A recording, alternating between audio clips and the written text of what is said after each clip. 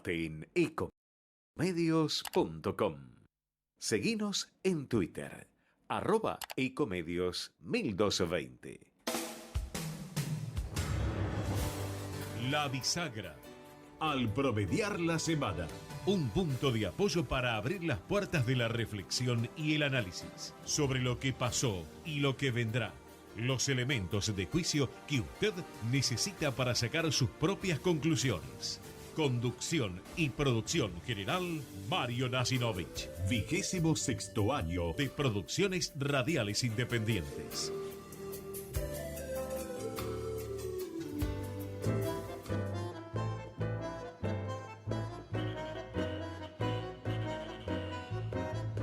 Tengan ustedes muy buenas tardes, noches. Sacame la vuelta, Gerardito. Buenas tardes, noches. 20 grados, 1 décima la temperatura, 7:04. A las 21 iniciamos esta nueva edición de este jueves 11 de julio. Voy a tomar como punto del ovillo lo que decíamos, no sé si en la última edición o en otras, pero muy cercanas, cuando ya estaba en su pico el caso Loan. Estamos hipotecando el futuro. Me refería, por supuesto, a los niños, en una referencia a las escrituras que condenan a quienes maltratan a los niños y a los viejos. No solo incluso estamos robando la niñez, o le están robando la niñez a los. Hoy era realmente lacerante ver cómo los chicos se referían a estos temas de violencia con 5, 6, 7 y 8 años con una naturalidad frente a los micrófonos. Pero además de robarle la niñez, ahora le están robando la vida.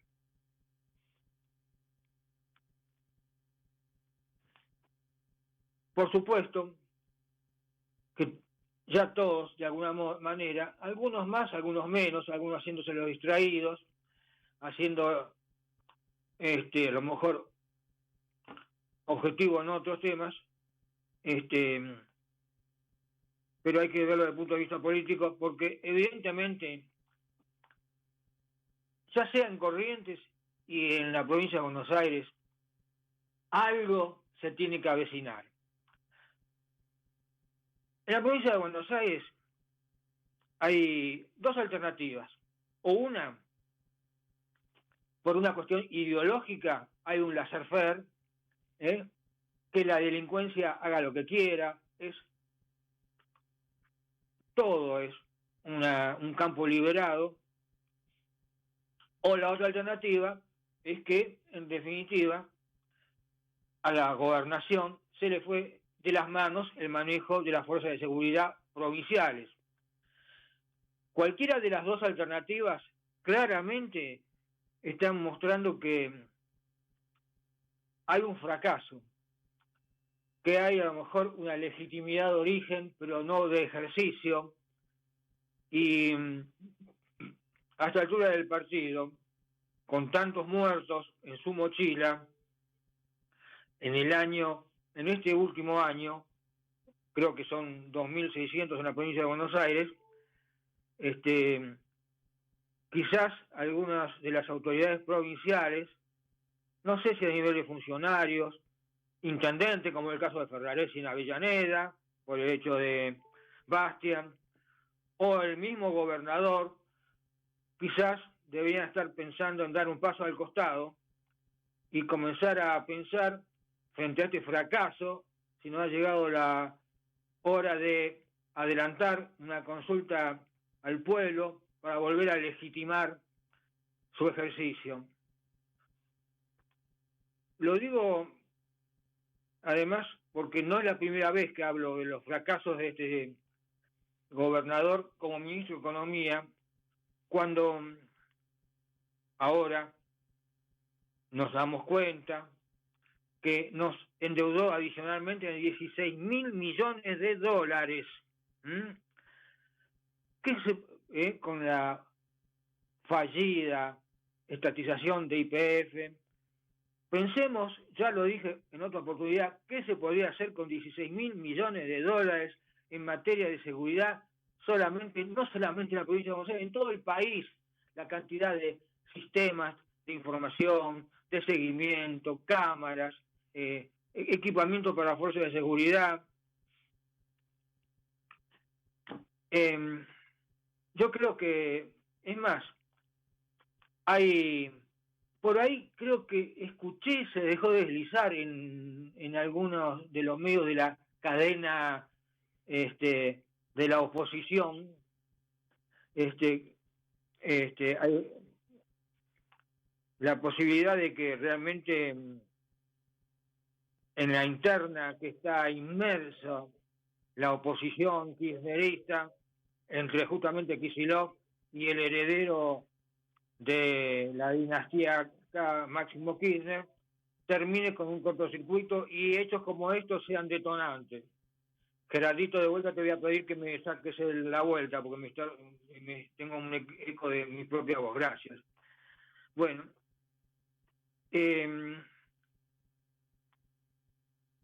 y ya llamativamente fijémonos en algo, ¿no es cierto? Estamos hablando de niños, de bebés, de niños, de chiquitos, en las antípodas geográficas, no quizás en las ideológicas.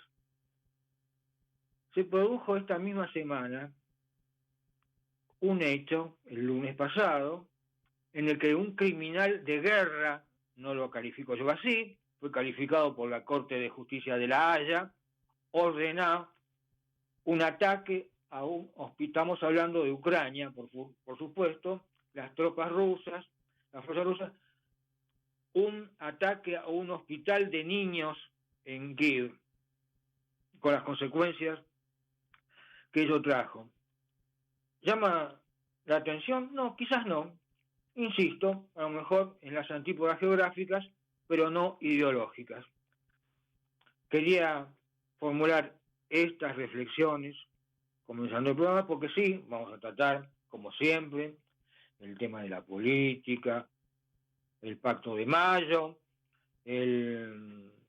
también desfile militar. Tenemos además un detallito que va a revelar por qué esto que tuvo tanta repercusión internacional y local, con interpretaciones algunas antojadizas, intencionalmente antojadizas, que llevaban incluso hasta la tapa del New York Times o del Wall Street Journal, me corrijo, Milei en el tanque. Vamos a tener un detalle de por qué sucedió esto en la culminación del desfile del 9 de julio.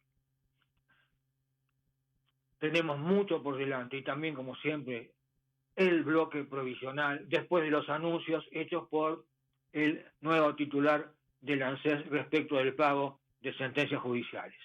28 minutos. Nos acompañan. Presenta Comienzo Espacio Publicitario. ¿Sabías que todos los accidentes por inhalación de monóxido de carbono son evitables? Chequea que la llama de tus artefactos sea siempre azul. No olvides ventilar los ambientes de tu hogar todos los días, verificando que las rejillas cuenten con salida al exterior y las ventilaciones no estén tapadas ni sucias. Y controla las instalaciones internas con un gasista matriculado. Con estos consejos, proteges a tu familia. Metrogas, damos calor. En el año con mayor obras en la historia de Escobar, ya inauguramos el primer parque solar municipal de la Argentina. Hicimos realidad la Ruta 25 que nos conecta con la costa del Paraná. Ampliamos el Hospital Municipal de Garín y estamos por inaugurar el túnel Pablo Podestá y Puente Independencia.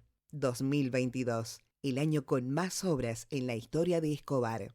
El aumento de la litigiosidad por accidentes laborales no es un juego. Junto con el Estado, las cámaras empresarias y los sindicatos estamos trabajando para que baje. UART, Unión de Aseguradoras de Riesgos del Trabajo. Fin Espacio Publicitario. Usted está escuchando La Bisagra. Conducción y producción general, Mario Nasinovich. 26º año de Producciones Radiales Independientes. Política.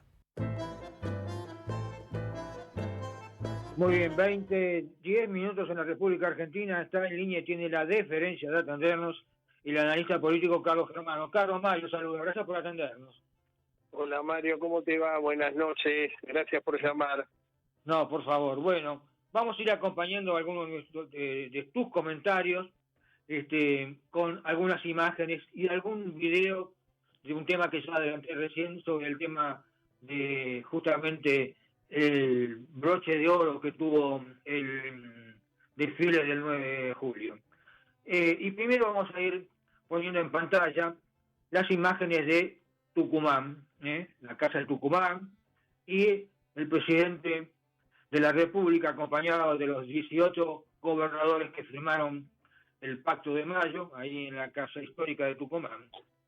Sumado esto a, bueno, que se logró finalmente la sanción de la ley Bases, son dos elementos de juicio que quiero que me analice desde el punto de vista de cómo está hoy por hoy la posición de un gobierno que tenía problemas de gestión inicial, de confrontación política, y que a lo mejor encontró justamente la llave en el quien era ministro del Interior y ahora es jefe de gabinete en esta negociación, que le da a lo mejor un poco más de oxígeno político, no solamente puertas adentro, sino puertas afuera. Carlos.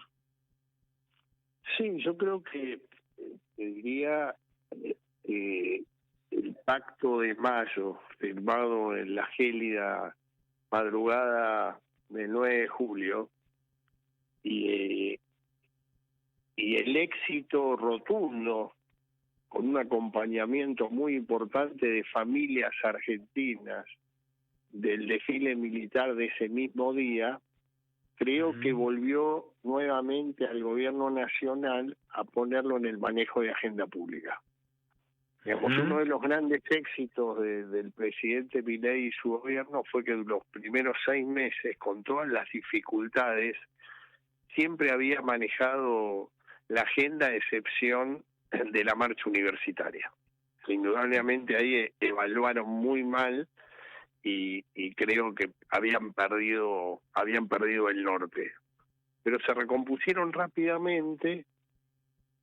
Pero luego de la sanción de la ley base y la ley fiscal, creo que hubo un periodo, unos días donde indudablemente el gobierno sintió los efectos, el tema financiero empezó a ocupar lugares importantísimos, que siguen todavía, y vos sabés mucho mejor que yo, que cuando el dólar marca agenda, la Argentina está en problema y los gobiernos mucho más.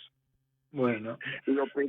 Pero en ese escenario lograron manejar la agenda, y indudablemente es un pacto, te diría Mario, que trae consecuencias políticas a mediano y largo plazo importante, fundamentalmente para la oposición, porque la oposición en general, la dialoguista, y la oposición férrea, en ninguna de las oposiciones de la Argentina hoy hay liderazgos genuinos. Todos los liderazgos opositores en la Argentina están totalmente deflacionados. Y esto de alguna manera beneficia y perjudica al gobierno nacional. Yo no sé si, yo creo que estaba, Carlos, yo creo que estabas vos en línea cuando yo recién hacía el comentario del fracaso total, ya sea por una cuestión ideológica del hacer-faire o porque no maneja la policía de la provincia de Buenos Aires, el fracaso de Kicillof en materia de seguridad, que todavía a esta hora no ha hablado, no abrió la boca, ni Ferraresi, contemos algo, creo que Ferraresi, el intendente de Avellaneda, está en Europa en este momento. No habló ni el secretario de seguridad del municipio, ni el secretario de seguridad de la provincia de Buenos Aires, ni el mismo Kicillof, que a lo mejor inmerso en esta interna que vos estás diciendo, como dije yo, con el heredero de la corona acá, me refiero a Máximo Kirchner, a lo mejor está viendo que definitivamente su fracaso ha generado de pasar de legitimidad de origen a una ilegitimidad de ejercicio. No sé si a lo mejor está pensando en dar un paso al costado. A ver, yo creo que es una un denominador común del kirchnerismo, que ante situaciones de extrema, ante situaciones de conmoción, de seguridad, o situaciones de muerte o de accidentes, por ejemplo, el kirchnerismo, no solamente 11, lo de Plaza 11, lo del, ay, se me fue el nombre del boliche, Cromañón, Cromañón, en el cual el presidente Kirchner en ese momento y la senadora en ese momento, Cristina Kirchner, se quedaron en Río Gallegos. O sea, ahora, ¿eso es oportunismo o es cobardía? Ya no sé qué es, pero digamos, a mí no me llama la atención la actitud de Kicillof, que en materia de seguridad empezó a tener problemas graves, porque anteriormente el que salía mediáticamente a poner la cara era el actual senador Sergio Berni.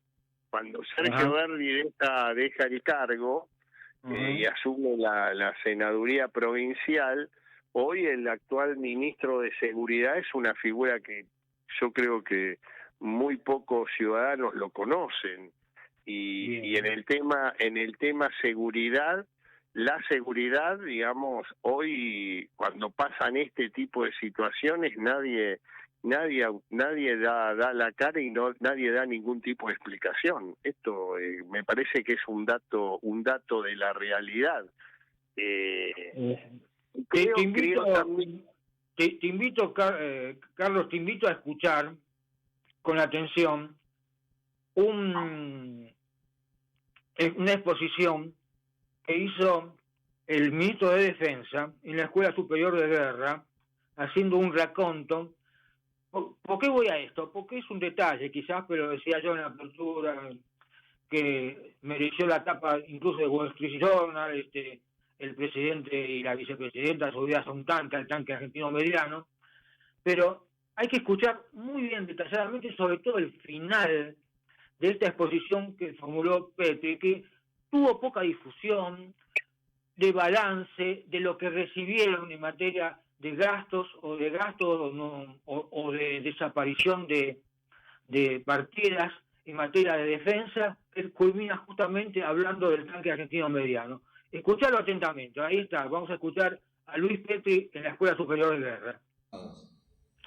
La relación es directa y son nuestros soldados los que se beneficiarán con más seguridad, más tecnología y mejores condiciones para garantizar la paz en la región y en el país, y fundamentalmente los 48 millones de argentinos.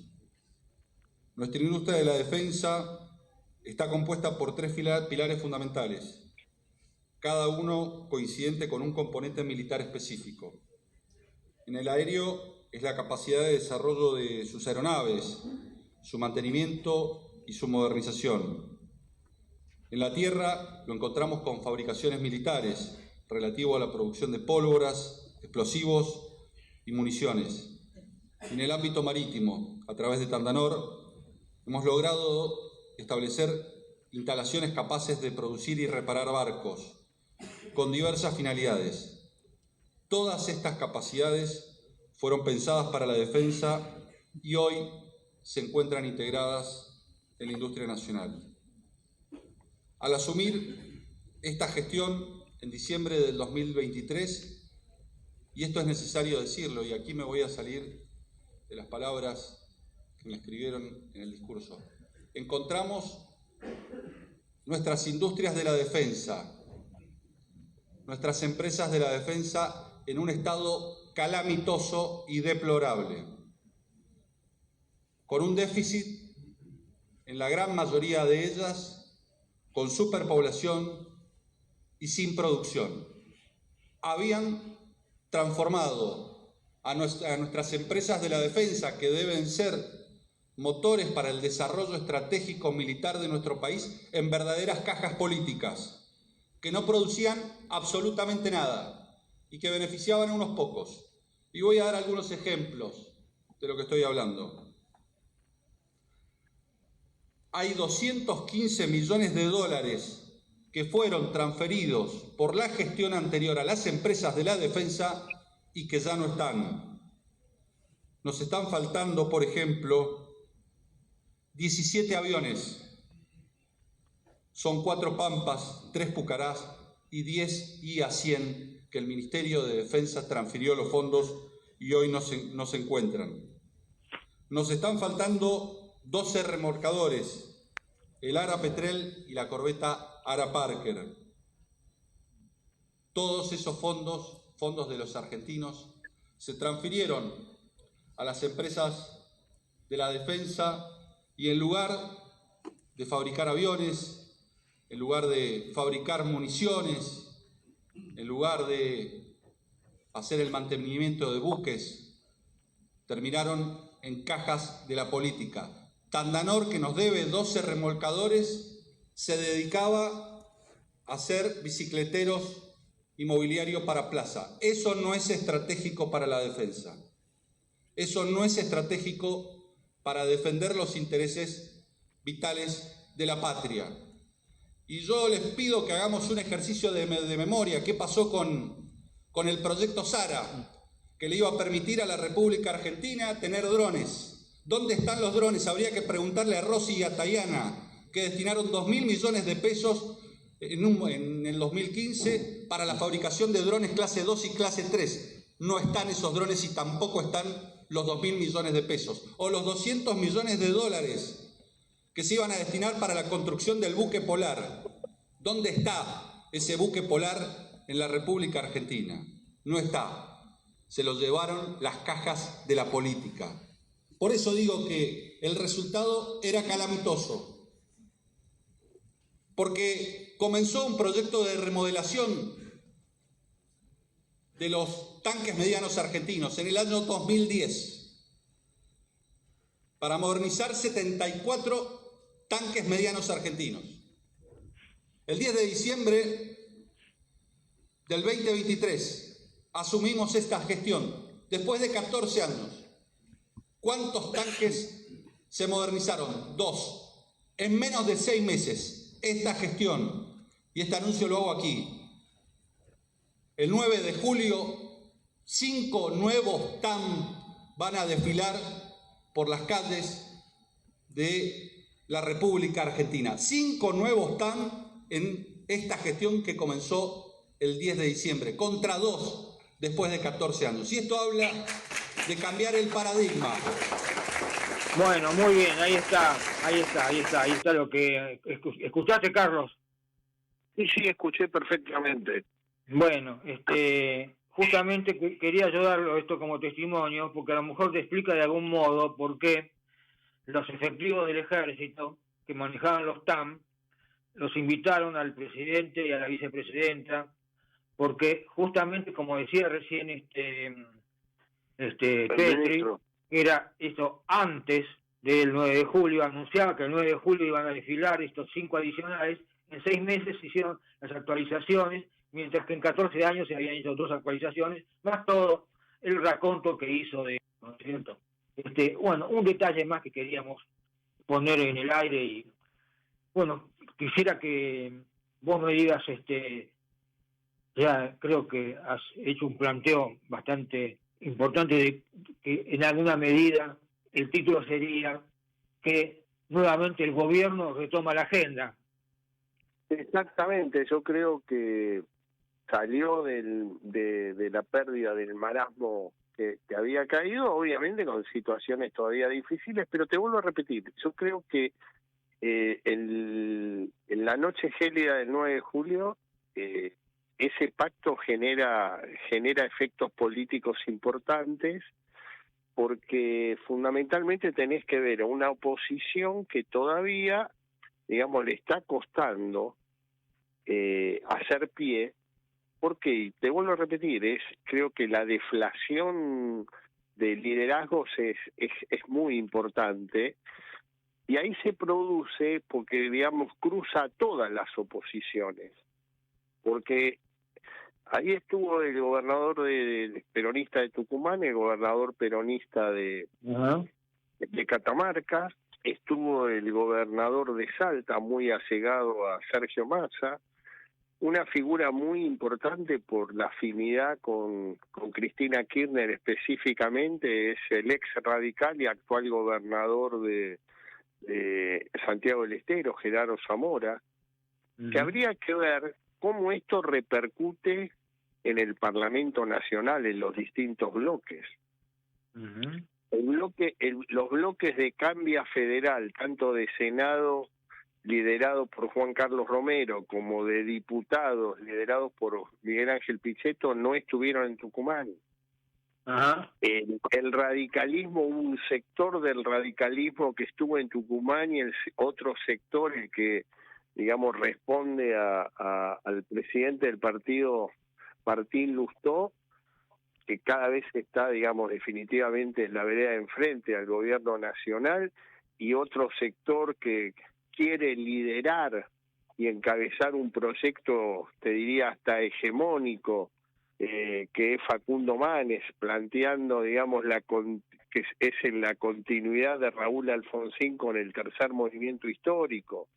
Digamos, hay que ver, digamos, cómo se paran en este nuevo periodo que viene post sanción de las leyes. Y lo mismo pasa con el PRO.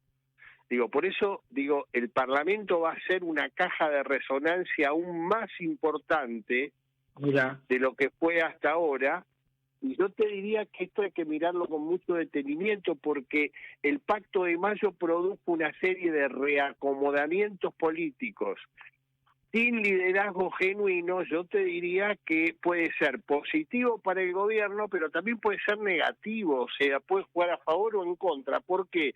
Porque ¿con quién haces los acuerdos? ¿Con quién cerrás los acuerdos? Claro. Al no haber liderazgo genuino, a pesar... No hay interlocutor válido. Exactamente. La figura de Franco, digamos, empieza a cumplir un rol central en este gobierno. Creo que el presidente tendría que asumir claramente que la endogamia no lo lleva a ningún lado. Cuando hablo de endogamia, es muy difícil gobernar a 48 millones de argentinos, como dijo el ministro Petri, solamente posado en 3 personas, los hermanos Milei y Santiago Caputo. Un Santiago Caputo que es más importante la campaña permanente y el marketing y la comunicación que la política. Todo este tipo de situaciones te dirían que merecerían por parte del presidente hacer un replanteo profundo, porque hay otro dato, y esto lo entendés vos más que yo. La brecha ya entre el oficial y el paralelo en el dólar pasó pasó los 60 puntos. Yo te diría, cuando el dólar paralelo, el dólar negro o el dólar blue, como queramos llamarlo, empieza a ser, digamos, actor principal, los gobiernos empiezan a tener problemas. Y hoy estamos transitando un momento donde ya grandes sectores de la sociedad empiezan a mirar el valor del dólar. Carlos, te agradezco mucho estos minutos para con nosotros. Como de costumbre sos muy amable. Abrazo grande, gracias, chau. Chao, igualmente, ahí está, un gran abrazo al analista político Carlos Germano. Vamos a hacer una cosita, Gerardito. Voy a dar un par de avisos parroquiales. Primero vamos a poner en pantalla la imagen de alguien que ustedes han escuchado y sobre quienes hemos muchas veces hablado, que se llama José Ignacio López, que había sido o fue el vocero de Raúl Alfonsín.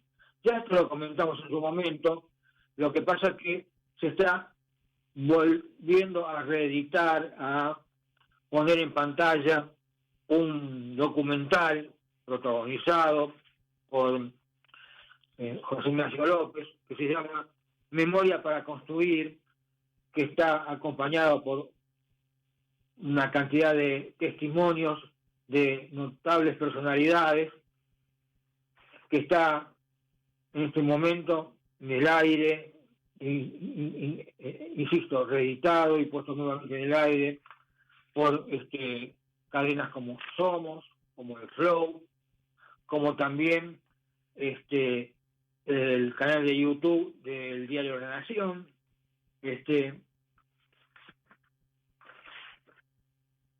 con un objetivo, una columna vertebral que lleva este documental Memoria para Construir, de alguna forma, sí, hacer un repaso de 40 años de esta democracia, también para poner el acento en lo que son justamente los que pueden llegar a ser las asignaturas pendientes. Bueno, junto a este tema, son 20:31, son las 20:31 y vamos a poner en pantalla una fotografía que muestra a una cantidad de jóvenes importantes. Esto es una breve referencia porque esto lo vamos a ampliar en unas ediciones posteriores de nuestro programa. Estos son una parte de 800 alumnos de secundaria que han participado en esta primera parte del año, de este año 2024, en un programa especial de Instalando Calor Seguro, organizado por Metrogas. Es una asistencia técnica de Metrogas junto con el programa también tecnológico de la Ciudad de Buenos Aires. Insisto, ha entrenado a 800 alumnos justamente en este tema tan crucial. Lo vemos casi a diario todavía. Las desgracias que hay por las malas conexiones de gas, no solamente hasta explosiones y también las emisiones que hacen intoxicar, incluso hasta generan la muerte. Así que muy buena iniciativa esta de Metrogas. Insisto, simplemente un adelanto, después lo vamos a ir ampliando junto con otras acciones de responsabilidad social inherentes justamente a esta gran distribuidora de gas que es Metrogas. 20:32 minutos. Vamos a hacer la pausa ahora.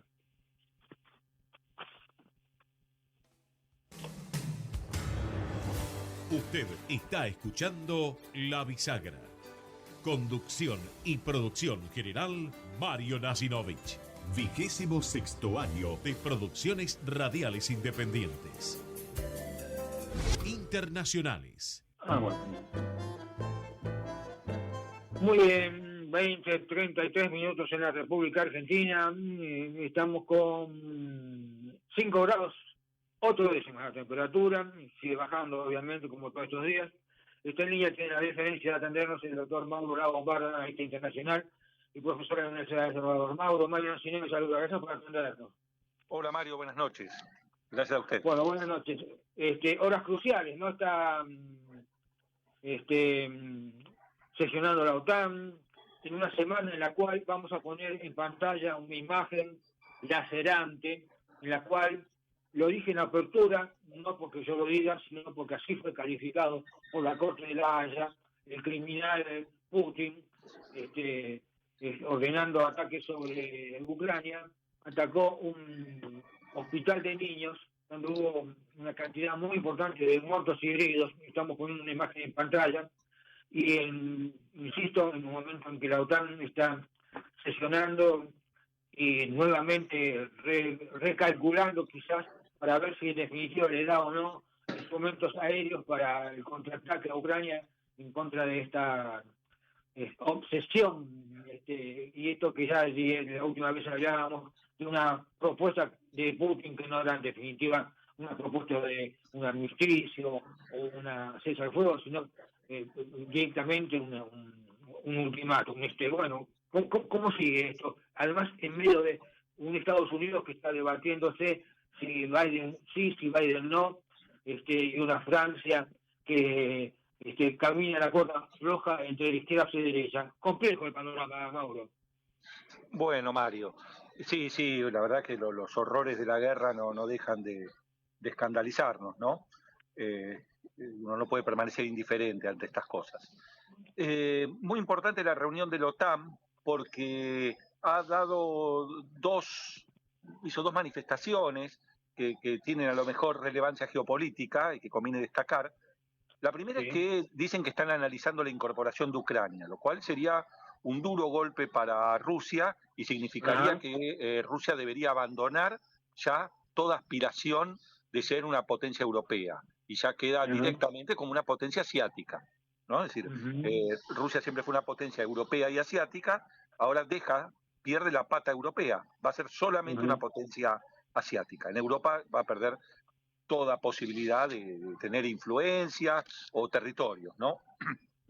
Creo que eso es muy importante. Pero quizás más importante todavía, porque esto ya está vinculado con la causa de la guerra de Ucrania, algo que venimos hablando hace más de 2 años, por supuesto, es que los países de la OTAN han reconocido y acusado a China como un facilitador de armas de Rusia, ¿no? Por el tema de que lo está financiando y que lo ayuda con ciertas tecnologías que China niega. China dice que no lo ayuda, pero toda vez que China se abastece de gas ruso y le da plata en pago por todo ese gas, ese es el dinero que utiliza Rusia para armarse y seguir atacando a Ucrania. Entonces, vemos nosotros que la guerra ha obligado a los países europeos a tomar posición contra China, porque ya desde el momento que la OTAN reconoce que China es un aliado de Rusia y que violando las restricciones internacionales le facilita la compra de armamento, bueno, es decir, tienen que tomar medidas. Por supuesto que nosotros lo hemos mencionado ya muchísimas veces, que Europa estaba en una verdadera alianza comercial con China, y esa alianza se ha visto debilitada y ahora está al borde ya de la ruptura a partir de la guerra de Ucrania, y ya esta declaración de ayer de la OTAN creo que no deja ninguna duda de que Europa está siendo obligada, quizás por Estados Unidos, a abrir los ojos y ver que China está jugando en contra de los intereses europeos. Entonces, la pregunta que uno le cabe es, bueno, ¿y las enormes inversiones europeas en China y el comercio entre China y Europa se va a ver resentido o no? Parecería que sí. Pero bueno, ahí tenemos entonces una consecuencia puramente geopolítica, ¿no? La ruptura del eje Europa-China, provocado por la guerra. Y bueno, una China que ya venía denunciando que era la conformación de una OTAN del Pacífico, ¿no? Bueno, por supuesto, porque paralelamente a eso, a que los europeos tienen que abrir los ojos y ver la maniobra china, tenemos que todos los vecinos de China miran también con mucho temor el desequilibrio que genera China en la región. Usted sabe que todo desequilibrio de poder genera conflictos. Entonces, cuando todos los países asiáticos que rodean a China ven que China es cada vez más fuerte, cada vez construye más barcos de guerra, más armamento, que se alía con Rusia para una guerra, por lo menos lo que Estados Unidos lo acusa. Bueno, los países asiáticos que tienen un enorme comercio con China, no quieren pelearse con China, pero tienen miedo. Entonces todos acuden a la alianzas militares con Estados Unidos. Y hemos visto hace unos meses al presidente Biden en Vietnam. Es decir, hasta Vietnam pide ayuda a Estados Unidos. Y por supuesto, ni que decir Taiwán, Sur, Japón. Ni que decir Taiwán, que para los chinos Taiwán es obvio. Un enorme portaaviones ahí frente a su continente. Exactamente, ¿no? Exactamente. Entonces todos están mirando a Taiwán. ¿Será la próxima víctima? ¿Habrá una invasión china? Porque provocaciones hay todos los días, como hay provocaciones contra Filipinas, otro país que ha pedido la ayuda norteamericana. Hace unos 10 años más o menos Filipinas había pedido a los norteamericanos que se retiren de sus bases. Y ahora los han vuelto a llamar de nuevo, de hecho abrieron más bases de las que tenían antes. Entonces vemos que hay un temor de los vecinos de China por este desequilibrio.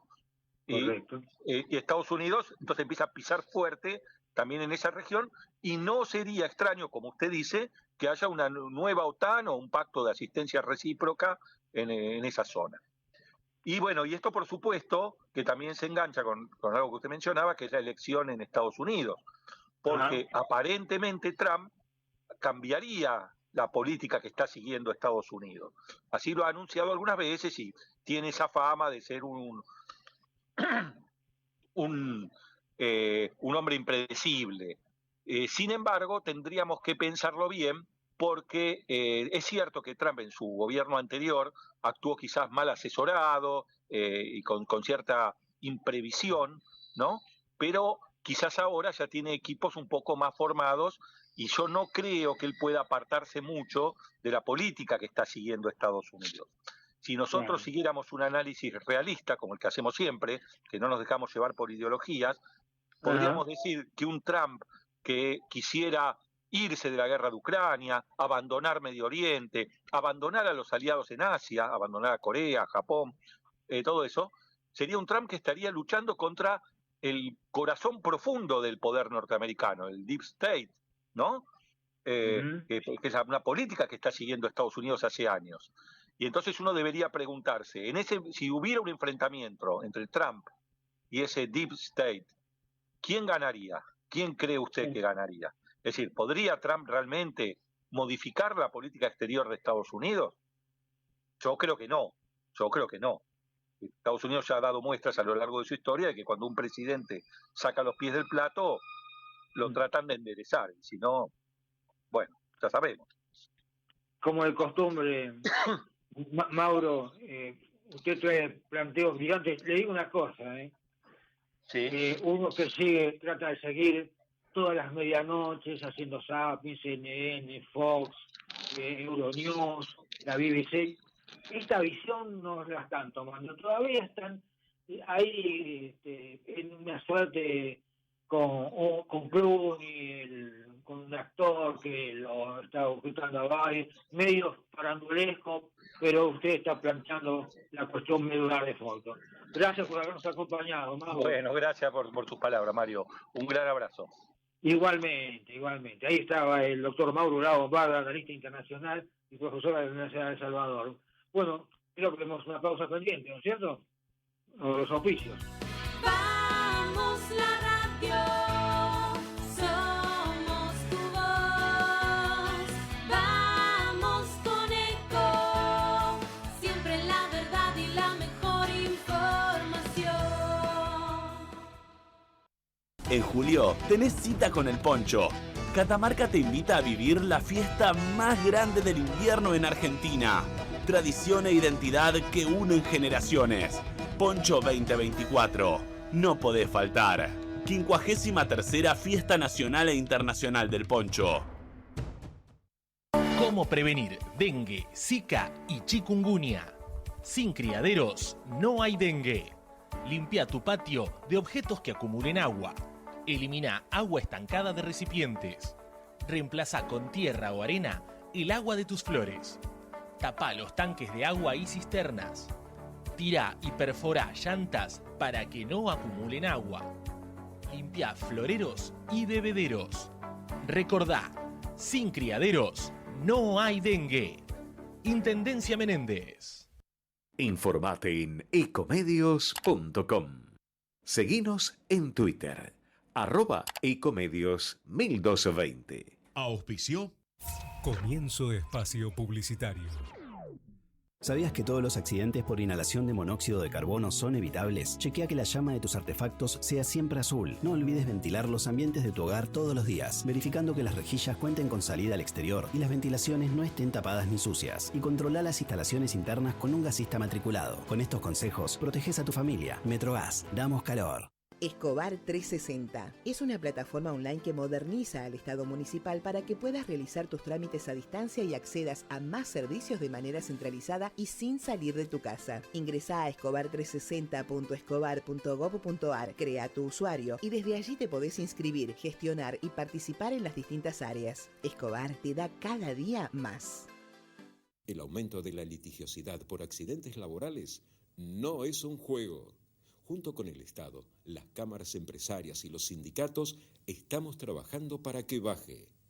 UART, Unión de Aseguradoras de Riesgos del Trabajo. Fin espacio publicitario. Economía.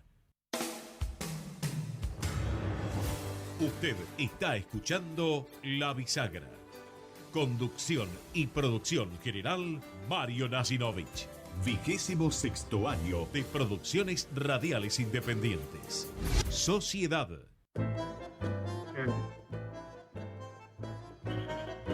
Muy bien, 20:45 minutos en la República Argentina, 5 grados 8 décimas la temperatura, está en línea, tiene la deferencia de atendernos el defensor de la tercera edad, el doctor Eugenio Semina. Eugenio, María señor, saluda, gracias por atendernos.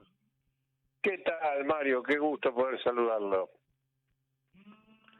Bueno, hubo algunas novedades el pasado fin de semana. Sí. Le conocimos la cara, la voz al flamante nuevo titular del ANSES. ¿Cuál es el cargo? Porque el director ejecutivo, Director, sí, claro. Sí, es bastante incierto, porque en realidad la figura del director ejecutivo históricamente estaba subordinada a una Secretaría de Seguridad Social que a su vez dependía del Ministerio de Trabajo, ¿no? Esa estructura, bueno, se ha modificado, porque ahora el Ministerio de Trabajo es una secretaría que depende a su vez de capital humano. Pero bueno, es una dirección que tiene en realidad la particular característica de estar atada no a lo que a esa estructura a la cual yo mencionaba, y no, esto no es nuevo, sino que se ha consolidado como tal, termina dependiendo del Ministerio de Economía, ¿no? Del ministro de Economía de turno, diría. Tuvimos una muestra muy clara durante la anterior gestión que administró el país, ¿no? Pero lo que anunció en realidad, yo le diría como título los jubilados sentenciados en la Argentina, ¿no? Porque en realidad primera iatrogenia del sistema, primer disparate, lo que tiene que ver con el cúmulo de sentencias firmes que ANSES de facto no liquida directamente, ¿no? Recordemos que, como lo hicimos más de una vez, las sentencias firmes deben efectivizarse dentro de los 120 días hábiles de haber quedado como tal. Simplemente para que lo tengan presente los oyentes, estamos hablando de cientos de miles de jubilados que el Estado le pagó mal, es decir, y tienen los que pueden hacer un juicio que dura varios años, 3, 4, 5 años o más a veces, que cuando cumple ese derrotero en la justicia, primera, segunda instancia, y tiene esa sentencia a la cual yo aludía, bueno, nos encontramos que ANSES directamente no las paga, y en muchos casos, más allá de intimaciones, de astreintes, multas pedidas para los funcionarios. Hay un detalle, no sé, usted me corrige, Eugenio, hay un detalle cómo no, que está bien, las sentencias dijo que se van a pagar en cuanto estén firmes, ¿no es cierto? O sea, claro. ¿Qué se entiende por firme? Primera instancia y cámara, no corte, ¿no? Porque obviamente que... Sí, cuando ya no hay un fallo definitivo, cuando ya se cumplieron todas las etapas. Recordemos que también tenemos muchas de estas sentencias que hoy están en corte, ¿no? Está bien, pero bueno, pero hay algunas que son... Pero no es el caso. No, además hay otro detalle que es como que lo desglosan, ¿no es cierto? O sea, como plata no hay, por una parte dice, sí, pagamos la sentencia en lo que corresponde al ajuste del haber, pero el retractivo a la cola, de acuerdo a lo que establezca el Congreso en el presupuesto, como cupo anual de pago de sentencias, ¿es así? Efectivamente, es decir, usted lo ha dicho, y para los oyentes vamos a hacer algo técnicamente no es correcto, pero dividamos la sentencia en lo que es el reclamo Claro. del jubilado respecto a lo que le pagan de menos en relación a lo que está Bien. recibiendo. Es decir, Bien. tenemos un jubilado que hoy está cobrando 300.000 pesos, la sentencia ya firme dice que tiene que cobrar 600.000 pesos. ¿Qué Ajá. dice el titular de ANSES? Dice, bueno, a partir de ahora vamos a regularizar esa parte de la sentencia. Correcto, Le vamos a claro. pagar lo que ahí dice, los Y lo otro la 300 de cobra. excedente. Bueno, Exactamente, pero como se les Bueno. pagó mal durante mucho tiempo, está bien, hay lo que se llaman retroactivos. está bien. Que Sí. eso, inclusive ahí hay un dato interesante, porque dice, bueno, Bien. vamos a ver en el 2025 según Está bien, cuál es la situación fiscal, ¿no es cierto? está bien. Lo deja en términos nuevamente inciertos porque alude a las partidas Suspenso. del presupuesto nacional, ¿no? Para el pago de sentencias, sí. Bueno, Eugenio, muchas gracias por estos minutos, gracias por habernos acompañado. Queríamos Al contrario. precisar este tema porque me parece importante, es justamente un tema de la semana, más un fallo que vamos a seguir ampliando en próxima semana, que ya lo anticipó la semana pasada Adrián en Córdoba, Adrián Trócoli. que definitivamente señala lo ilegal que fue todo el manejo durante el gobierno de Alberto Fernández del tema de los ajustes jubilatorios. Gracias, Eugenio. Así es, un abrazo muy grande, hasta la próxima semana. Chao, hasta luego. Ahí estaba el doctor Eugenio Semino. Vamos al próximo contacto, dale nomás. Usted está escuchando La Bisagra. Conducción y producción general, Mario Nasinovich. 26º año de Producciones Radiales Independientes. Economía.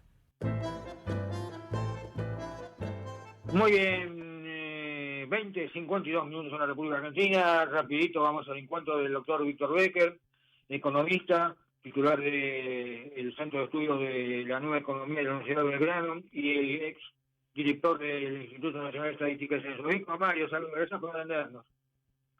No, por favor, gracias por llamar, Mario. No, por favor. Bueno, mañana, de acuerdo a lo que dijo hoy Caputo, vamos a tener un índice incluso inferior al 4,8 de la ciudad, pero estamos ahí, esto es un piso, esto por una parte, y lo otro, bueno, lo dijo ayer una vez más el presidente de la República, a lo mejor tejiendo algunas teorías conspirativas, identificó un banco, ahora ya se dio el nombre, que como un banco que conspira contra la democracia, que salió de una reunión y enseguida operó de esa reunión con Caputo, con el presidente del Banco Central, con las nuevas medidas objetadas, que sí, que no, que esto era similar a lo que hicieron en diciembre, en su momento Sturzenegger, pero en definitiva una medida técnica. Bueno, ¿cómo estamos parados en esta semana, Víctor? Bueno, por un lado vamos a tener un nivel de inflación que está dentro de los guarismos que estamos teniendo últimamente, o sea, entre 4 y 5, creo que 4 de alguna manera es el piso de la inflación mensual, lo cual implica obviamente que estamos muy por debajo de lo que tuvimos en diciembre pasado, pero muy lejos de la inflación cero, que es el requisito que ha establecido el presidente para levantar el cepo. Por lo tanto, de acá a fin de año no veo posibilidades de que se logre ese objetivo de inflación cero, debido a que, bueno, tenemos toda una inflación inercial más una serie de ajustes de precios, especialmente en materia de tarifas, que van a subsistir hasta fin de año.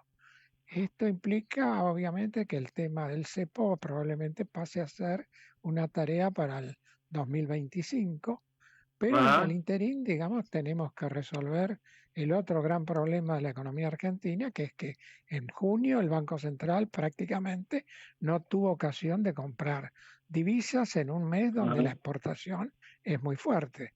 Por lo tanto, digamos, acá la pregunta que cabe es, ¿vendrá una lluvia de inversiones, especialmente de la mano de la privatización de las empresas del Estado, que compense los dólares comerciales, porque evidentemente de acá en adelante por lo menos no se avisora que ingresen dólares por exportación en una magnitud suficiente. Por lo tanto, la única alternativa que aparece es que ingresen por la vía de la venta de las joyas o joyitas del abuelo que todavía el Estado tiene, y que entonces esos dólares compensen la falta de entrada de dólares por parte del sector exportador. Correcto. Cuando se habla de inflación cero, yo me acuerdo, digamos, para hacer una comparación, bueno, hay que hacerlas, por más que sean odiosas, como se dice, pero hubo en Argentina un 1973. momento que hubo inflación cero, pero quizás menos genuina, porque fue, ustedes, los jóvenes no lo recordarán, nosotros lo vivimos, que fue la inflación cero de Helbart por el pacto social, pero hubo un congelamiento de precios y salarios, y después duró lo que dura un suspiro, porque en definitiva explotó nuevamente todo por los aires y tuvimos el rodigazo. O sea, esta es, de todos modos, ¿es un camino más genuino para lograr la inflación cero? Bueno, en principio se lograría sin intervención del Estado, o sea, no veo a este gobierno fijando precios y Correcto. salarios. Por lo tanto, desde ese punto de vista, creo que el objetivo es llegar a inflación cero, digamos, con mecanismos de mercado. El tema es que esto se da en el marco, como yo señalaba antes, de que se profundizan algunos desequilibrios, especialmente los desequilibrios del sector externo, que, digamos, van a obligar a tomar algún tipo de decisión. O sea, digamos, yo creo que el gobierno apuesta precisamente a que la privatización de empresas le dé un periodo de 1 o 2 años durante los cuales ingresen dólares por esta vía. Pero de todas maneras, digamos, la cuestión es, en última instancia, patear la pelota para adelante. O sea, seguimos teniendo serios problemas, digamos, que no se resuelven de forma inmediata. Y además, en muy pocos sectores lo que se ve es que el rebote de la actividad, porque en definitiva eso es lo que se está guardando, de alguna forma, que justamente esta baja en la inflación y el control monetario se refleje en un crecimiento genuino, ¿no es cierto? Sí, yo ahí no le veo muchas perspectivas, salvo por el lado de la inversión. O sea, yo creo que en el esquema de este gobierno, la inversión es la variable clave. O sea, si acá se produce reactivación, va a ser por la vía de un shock de inversiones, que por ahora, por lo menos, lo único que se ven son declaraciones de intenciones, pero digamos, todo esto lleva tiempo y yo no sé si los tiempos son suficientes como para llegar por lo menos a, digamos, mediados del año que viene con una situación más desahogada, de manera de, bueno, poder encarar las elecciones de medio término en una situación económica mejor que la que tenemos ahora. Víctor, le agradezco mucho estos minutos para con nosotros. Ha sido muy amable, como de costumbre, en ilustrarnos para Al contrario, gracias ver por llamar. otra visión, como de costumbre. Gracias, un abrazo. Bueno, buena semana. Igualmente, ahí estaba el doctor Víctor Becker, economista, titular del Instituto de la Nueva Economía de la Universidad de Belgrano y ex titular ex director del Instituto Regional del Instituto Nacional de Estadística y Censos. Nos estamos viendo una breve reflexión que nos retrotrae a nuestro inicio del programa.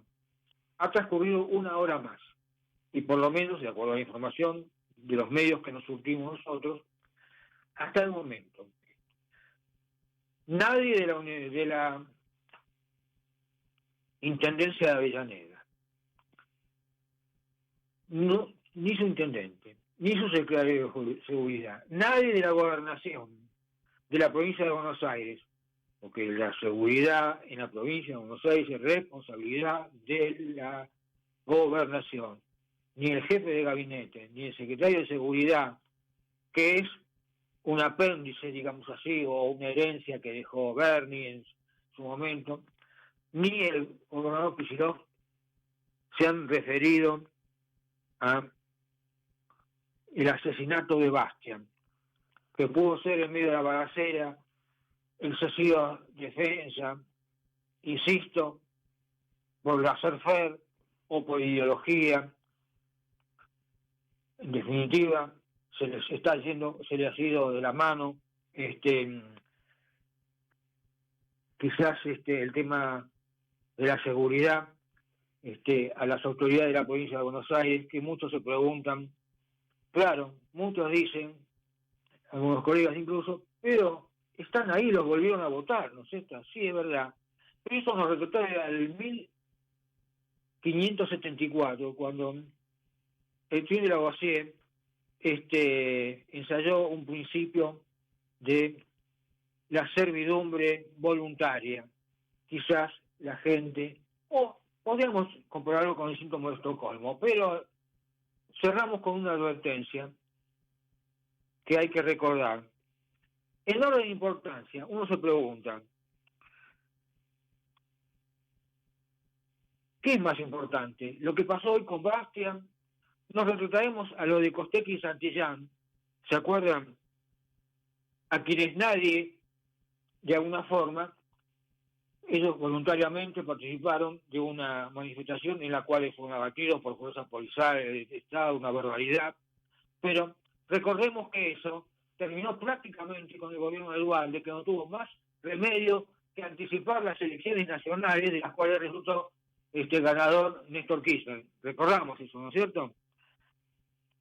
Entonces, creo que a veces hay hechos que establecen hitos fundamentales.